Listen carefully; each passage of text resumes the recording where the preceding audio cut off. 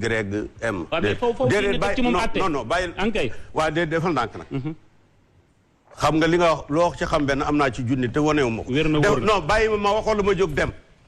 dama ne nag ma bàyyi ma wax wala ma jóg dem tànn ci benn. xanaa du ma ñëw bëggoo nga naan may naa man maanaam bëggoo laay ji yegg day yegg. kenn du jàng Faatiha nga naan ko xuloo laa waxat ca biir. bàyyi leen loolu. parce que yàlla daf leen nattoo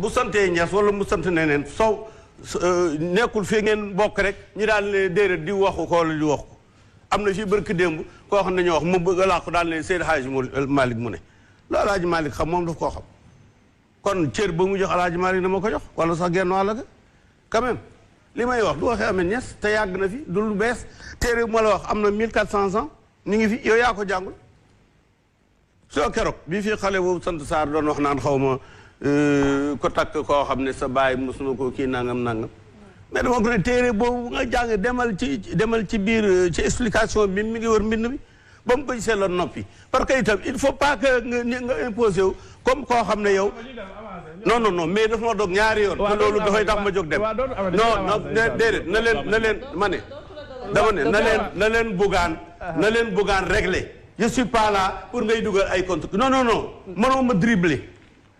li may wax lu leer naññ la. d'accord dama la koy wax la yàq wax la téere wax la alxuraan indi la lépp. yow na boo attanee yóbbu boo attanul ba fi. loolu la d'accord nee nañ ko bàyyi mu doxal ci bu tey ji li mu wax ànd naa ci. day wax ci téere bu mu ne parce que dañoo toll ci jàng ñun. téere boobu mu wax am nañu ay ndaw sawar nañ dañuy dem. damay dem papa dalay bàyyi nga yeggali. il faut que ce soit clair. c'est très clair saa yoo demee. nit ñëw prôné man ba amuñu soo waxee dama ko d'accord ma ci. non yëf yi du d'accord ci ñàkk ci d'accord. affaire bi xam-xam la téere bu ne naññ la bu leer naññ ñëpp ba ko jàng. mais lañ cay déggee du benn. waaye yow jàng nga ABC jàng nga ABCD je suis d'accord. jàng nga 1 2 3 4. mais est-ce que mën ngaa lire équation. te équation alphanumérique rek kenn mënu ko def jëloo ñaar yooyu. mais jàng ABC taxul nga mën a def une équation.